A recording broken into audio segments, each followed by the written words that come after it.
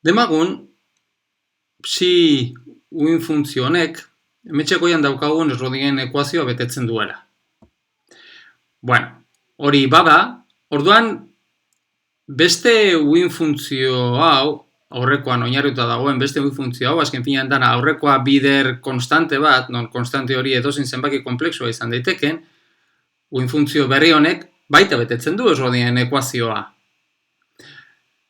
Orduan, zeinekin geratzen gara, ze konstantearekin biderkatu egin behar dugu uin funtzioa, nolabait uin funtzio egokia izateko, ala dana dira egokiak. Bueno, bai, printzipioz dana dira egokiak, ze Schrödingeren ekuazioa betetzen dutelako. Hala eta guztiz ere, guk uin funtzioi gauza bat eskatuko diogu.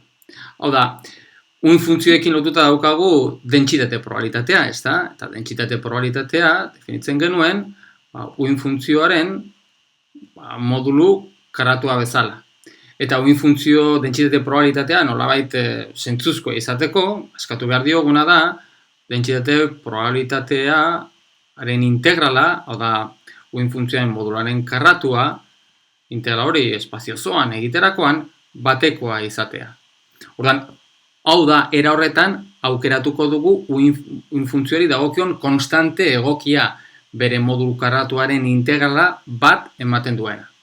Hau da, esate baterako demagun, gure uin funtzioa hau izan da, kalkulatzen dugu zein den bere modularen karratua, dentsitate probabilitatearen integrala, espazio zoan, eta hori egiterakoan ikusten dugu nola normalizaturik ez dagoela, ze bat ematen ez duela, orduan demagun A ematen duela. Bueno, A ematen badu, orduan uin funtzioa guk normalizatuko dugu. Eta hori da nolabait inportain dugu, batez ere dentsitate probabilitatearekin lan egin nahi izan eskero. Normalizatzeko egingo duguna izango da beste uin funtzio berri bat eraikiko dugu, eta uin funtzio horri izan behar da aurrekoa bider bat zati honen haren erroa. Beraz, egin behar dugu bat zati horren haren erroa, eta hortaz gain gero badago eber i gamma bat, non gamma hori edozein bat izan daiteke. Hau da, modulu bateko edozein zenbaki konplexu bat. Guzti hauze, bider psi. Eta zer dela eta orduan bai, hemen daukagun uin funtzio berri honek, berri hau normalizaturik egongo litzatekela. Hau da, egiterakoan bere uin funtzio berri horren dentsitate probabilitatearen integrala, espazio zoan egiterakoan, orduan honek batekoa emango lukela. Ikusten duzuenez, horren modularen psi primaren modularen karratu egiterakoan hemen daukagun modulu bateko zenbaki konplexua hauze, joango litzaigukela, eta beraz, beti daukagun nolabait, uin funtzio horrek beti izango duke alako fase honen askatasuna. Fasea deitzen dugu gamma zenbaki horri, uin funtzioaren faseare deituko dugu. Beraz, fasearen askatasuna daukagu. Ordan, ze fasea hartu behar dugu? Nahi duguna.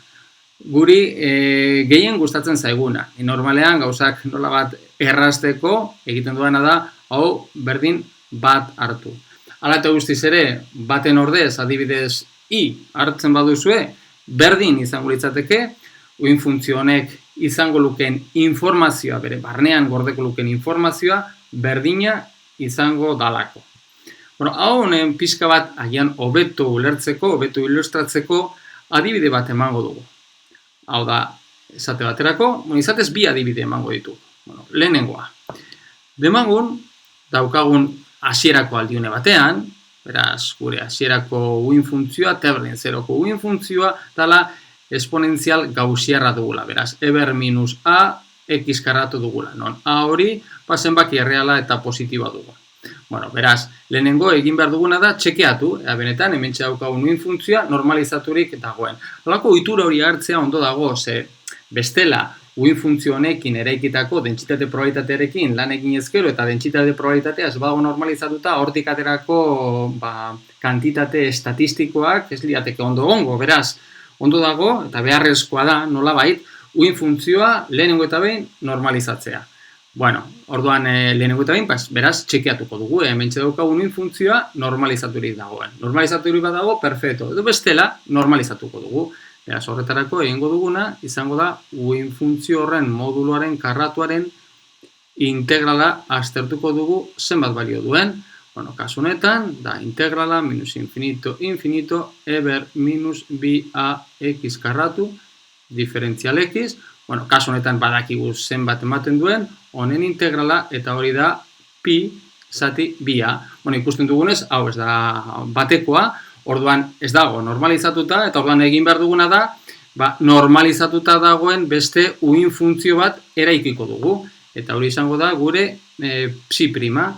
Eta horretarako egingo duguna izango da aurreko uin funtzioa, bider lortu dugun balio honen alderantzizkoaren erroarekin biderkatuko dugu, beraz 2a zati piren honen erroa bada, beraz berbat zati lau, bider ohikoa dugun eber i gamma, beraz modu bateko edozein zenbaki irudikari bat, bider eber minus ax karratu.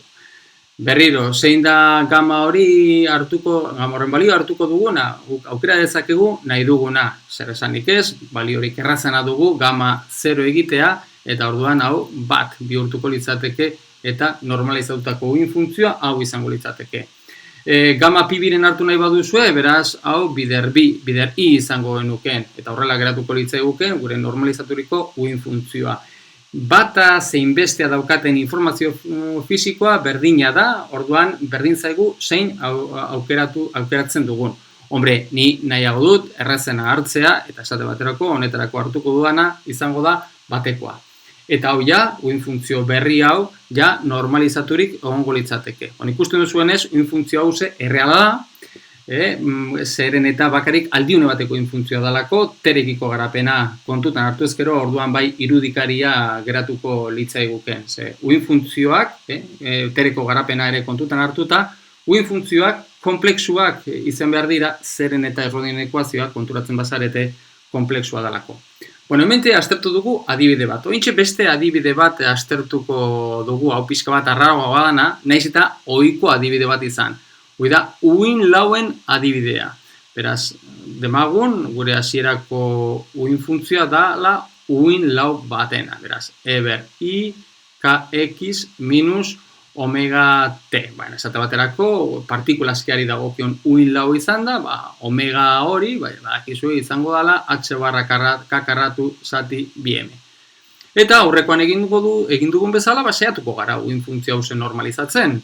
Lehenengo eta behin ikusiko duguean normalizaturik dagoen, edo ez, eta balio hori hartuta, balio honen alderantzizkoaren erroarekin biderkatuko dugu normalizatzeko. Ea saiatuko gara, lehenengo eta behin normalizatzen, eta horretarako honen modularen karratua egiten badugu, honen ateratzen zaiguna da, bat. Bider diferentzialek egiterakoan, honen integrala egiterakoan, ateratzen zaiguna da, infinito. Beraz, hau bai dala arraroa, atera zaigun uin funtzioaren norma infinitoa dugu. Horrek ze esan nahi du? Horrek esan nahi du, uin funtzio hauze ezin dugula normalizatu. Ez dala normalizagarria, ez dela normalizagarria. Zergatik, ze lortu dugun, modulu dentsitate probabilitateen integral osoa infinito egin zaigulako, beraz, hau ezin dugu normalizatu. Horrek ze esan nahi du, printzipioz, hementxe daukagun, uin funtzio hauze ez dala onargarria, ez dala egoera fisiko, benetako egoera fisiko baten uin funtzioa. Eta nolabait egia izan daiteke, ze benetako partikula askerik ez dagoelako. Hau da, nola izan daiteke uin luzera bat bakarra izatea minus infinitorik infinitora. Azken finean, honen, adibidez, funtzionen zati erreala egingo bagenu, zati errealen irudia egingo bagenu, izango genuken alako uin kosinu bat izango genuken kasu honetan, eta kosinu hori ikusten duzuenez, minus infinitotik infinitora eratu egingo litzateke uin luzera berdinarekin. Hori ez da egoera ideala, hori dela eta orduan, hortik dator gure uin funtzioa normalizagarria ez izatetik. Hala eta guztiz ere, guk bai erabiliko dugula hemen txaukagun uin lauaren kontzeptua, ez guretzat oso adierazgarria dalako, oso erabilgarria dalako, gauzak nolabait gehiago ulertzeko. Bueno, izatez fizika klasikoan ere partikula askearen kontzeptua idealizazio baino ez da. Benetako partikula askerik ez dira existitzen. Hala eta guztiz fizika klasikoan ere nolabait asko erabiltzen ditu partikula askearen irudia, gauza askotarako laguntzen dikutelako, gauzak hobeto ulertzen. Hemen ere, mekanika kuantikoan, uin lauen kontzeptua, naiz eta ez normalizagarriak izan, bai erabiliko ditugula, hori bai, kontuz buruan eduki behar dugu, baldin eta normalizatzen saiatzen bagara, ez direla normalizagarriak, beraz, ez gara saiatu behar normalizatzen, ez dugulako horrelakorik lortuko. Hala eta guztiz ere, erabiliko dugu, seguretzat oso gauzak adibide simple bat izango dalako, gauzak sakonki gauzak ulertzeko. Beraz, hemen aztertu ditugu, bi adibide, ikusi dugu nola guretzat ze importantea izango den uin funtzioa normalizaturik egotea, ikusi dugu adibide konkretu bat, esponentzial, uin funtzioa gaussiarraren kasuan ikusi dugu nola egin behar dugu azken finean uin funtzioa normalizatzeko, eta hori bai ohitura hartu behar dugu, batez ere ikusten, uin funtzio bat daukagunean, ikusten, aztertzen, benetan uin funtzio hori normalizaturik dagoen, batez ere gero dentsitate probabilitatearekin lan egin ahal izateko.